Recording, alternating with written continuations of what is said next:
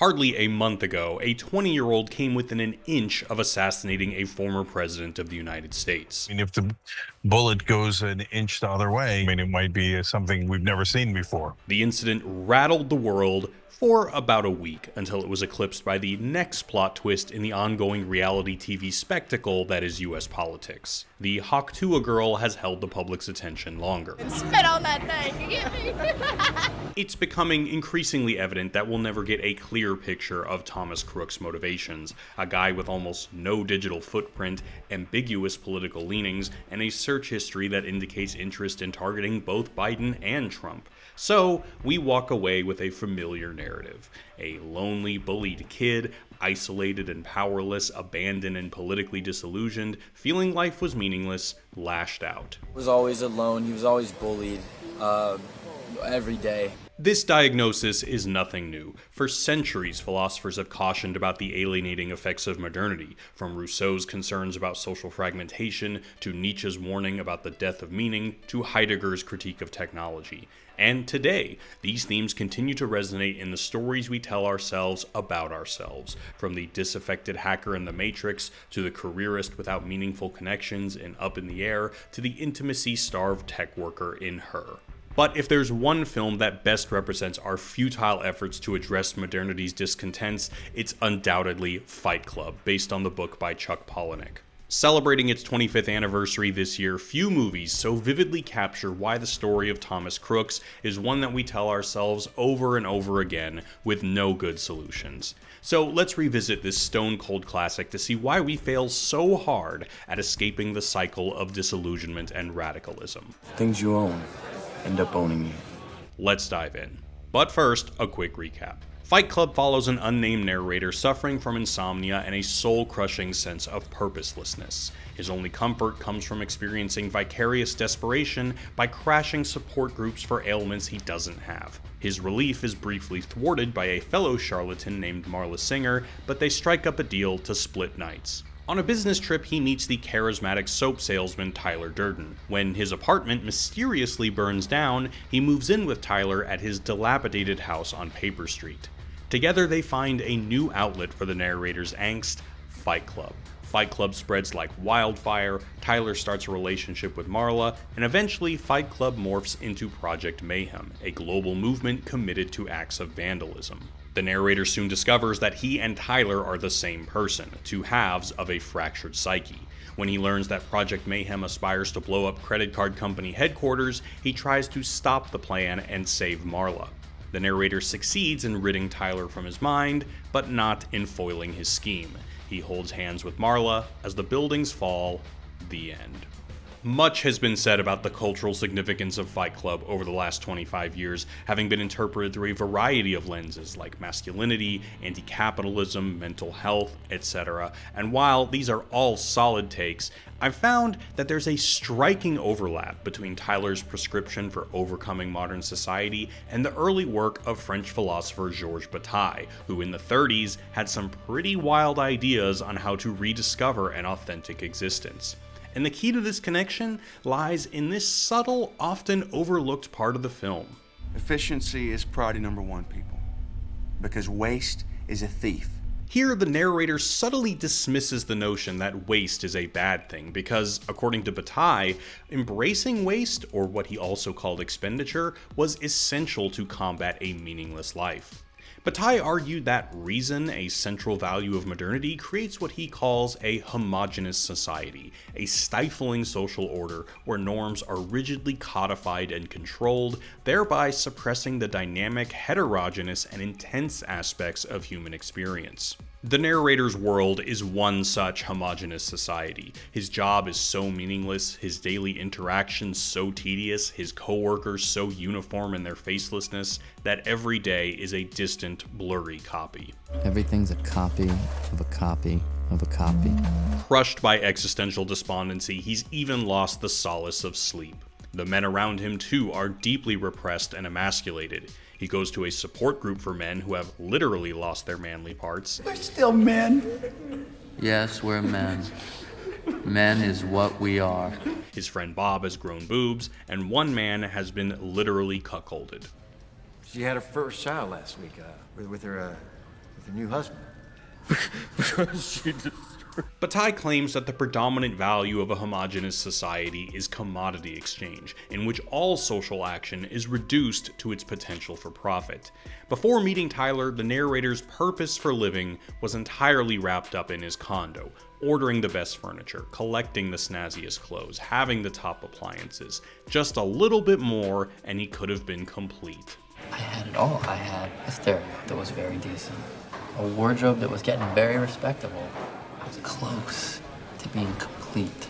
It even overtook his libido. We used to read pornography. Now it was the Horchow collection. In such an environment, everything, even human connection, can be reduced to discrete transactional units. The people I meet on each flight, they're single-serving friends. So obscene is the reduction of life to financial calculation that if the liability of letting people die using faulty products is cheaper than the recall, the insurance company the narrator works for just lets it happen. If X is less than the cost of a recall, we don't do one. Bataille's solution to this suffocating rationality was to indulge in behavior that was radically irrational and destructive. In his words, destruction is the best means of negating utilitarian relation. Self-improvement is masturbation. Now self-destruction. He claimed the glory of military conflict is an end in itself, capable of restoring intimacy in life and bringing one closer to an authentic existence. Enter Fight Club. Gentlemen, welcome to Fight Club.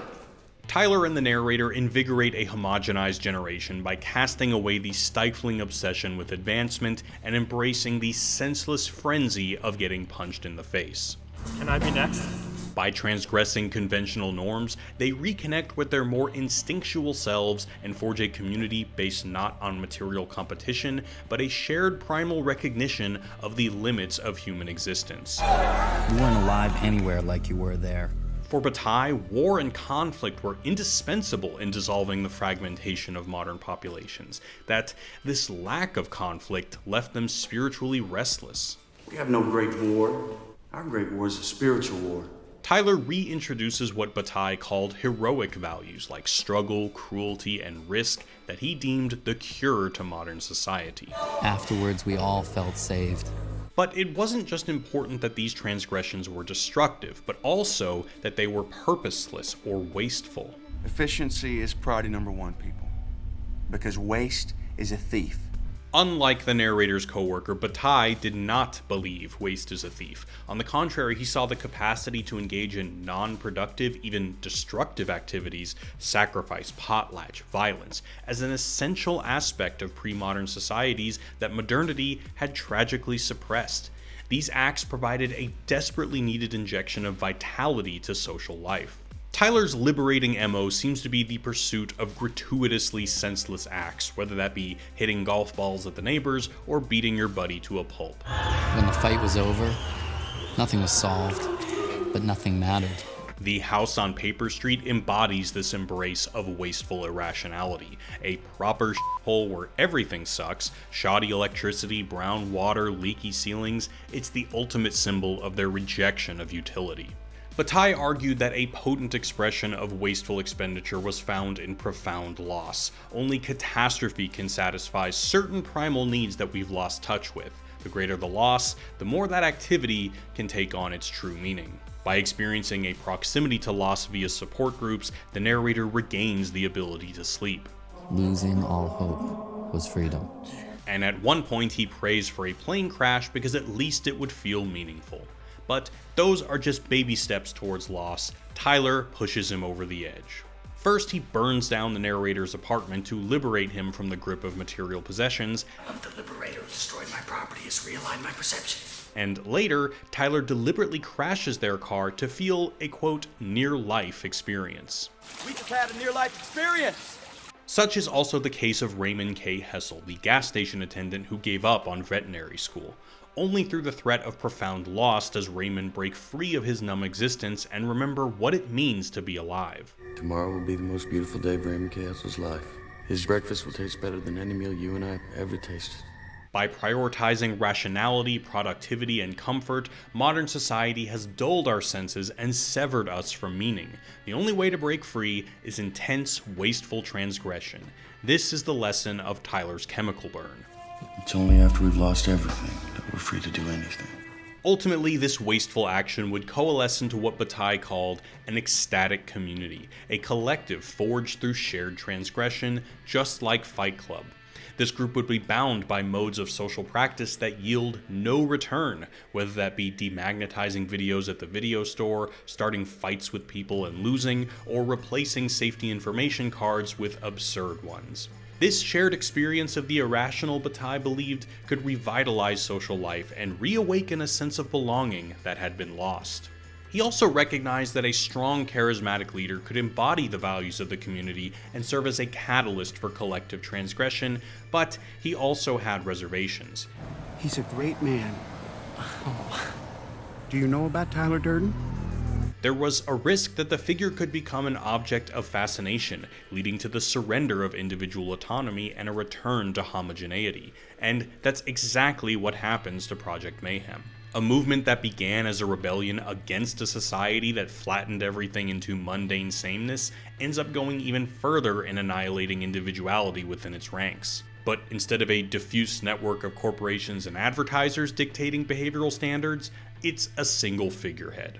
The soldiers of Project Mayhem are commanded to shed their names. In Project Mayhem, we have no names. Burn off their fingerprints with lye. They were burning their fingertips with lye. The stink was unbelievable. Wear the same clothes, and parrot pre-programmed responses. Sir, the first rule of Project Mayhem is you do not ask questions, sir. Their actions are no longer about subversive, wasteful ritual, but a utilitarian goal, toppling the credit card companies and ushering in a new world order. It's again an army of faceless people being told what to do and who to be. The answer to the problem just recreates the problem in a more insidious form. In this sense, Fight Club is kinda like Dune, in that they both expose the perils of placing blind faith in charismatic leaders. What is the statement that you're attempting to make here? Don't trust leaders to always be right. Although Dune isn't about lifting a population out of a forlorn social landscape, Paul promises the Fremen messianic deliverance from ruling powers, but, spoiler, it doesn't turn out so great. Similarly, Tyler promises liberation from prescribed artificial meaning and ends up creating something even more authoritarian.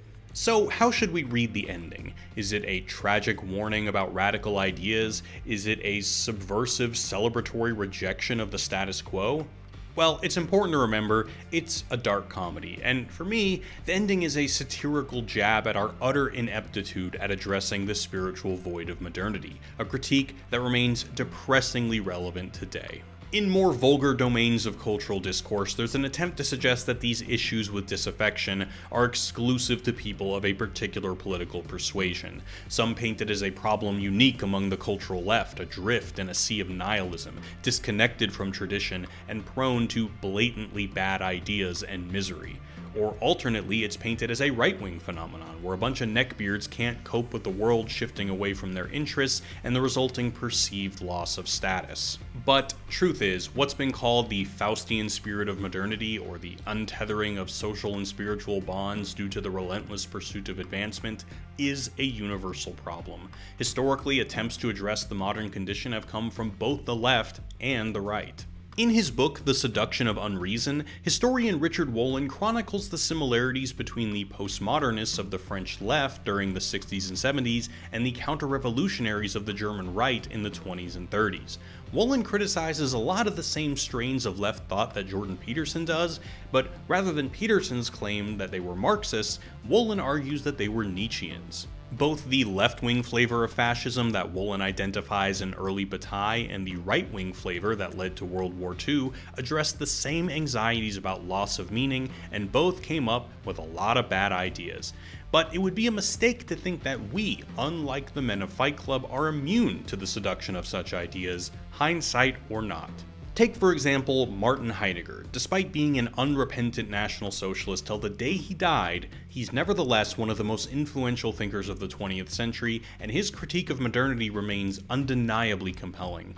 Heidegger believed that all these problems could be traced back to Plato, who took Western philosophy down the wrong path when he shifted the concept of truth to a matter of representation or perception, rather than one of concealment like Heraclitus and Parmenides before him. As a result of this fatal mistake, modern subjects have lost the sense of what it means to be. I mean, can you imagine how intoxicating it must have been to be a lost soul in the 30s and be told by a philosopher of almost mythical intellectual prowess that your spiritual malaise is because you, along with the rest of the Western world, have been existing wrong, and that there's a revolutionary moment happening right now that's going to correct it?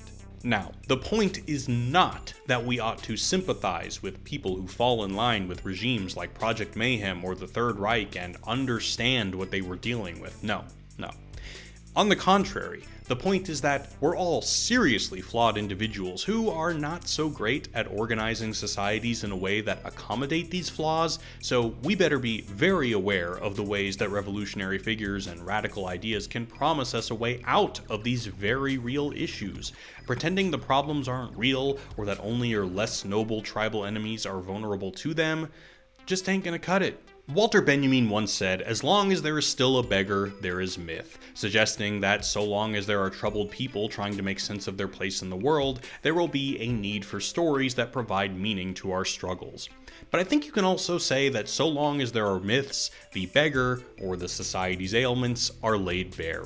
And this particular myth, probably one of the most discussed films of my lifetime, vividly captures the abyss of modern disaffection, our vulnerability to bad ideas that promise to address it, and our inability to come up with better ones. Whereas with other movies about these issues, there's some kind of remedy. The Matrix provides hope in the power of love and revolution, Office Space in finding balance outside of corporate constraints, and Up in the Air in developing meaningful relationships with people. But with Fight Club, our social reality sucks, and our attempts to fix it suck even more. Just a cycle of disillusionment and radicalism. There's a popular idea in left circles called capitalist realism. Basically the idea that capitalism has so thoroughly captured our imagination that it's easier to imagine the end of the world than the end of capitalism. But I think this concept can be broadened to include the discontents of modernity. Fascism was a reaction to modernity. That was a bad idea, and we're really bad at coming up with better ones. So we relent and ignore it, because the solution is worse than the problem. So whenever we hear a story like the one of Trump's would-be assassin, we tell ourselves that same old story of how the breakdown of social bonds is creating dangerously miserable people, and just say, man, that's sad, forget about it as quickly as possible, and then go back to Hawk Tuah memes. Because with modernity, like capitalism, there is no alternative. Hey y'all, thanks for watching. Shout out to everyone who's been donating to the channel on my Ko-fi page. Really appreciate you. If you can afford it, it really helps keep the channel going. Be sure to subscribe for more content, follow my movie reviews on Letterboxd, watch me game on Twitch, join the Discord. All those links are below, so be sure to click them all. Appreciate you all, and again, thanks for watching y'all. Peace.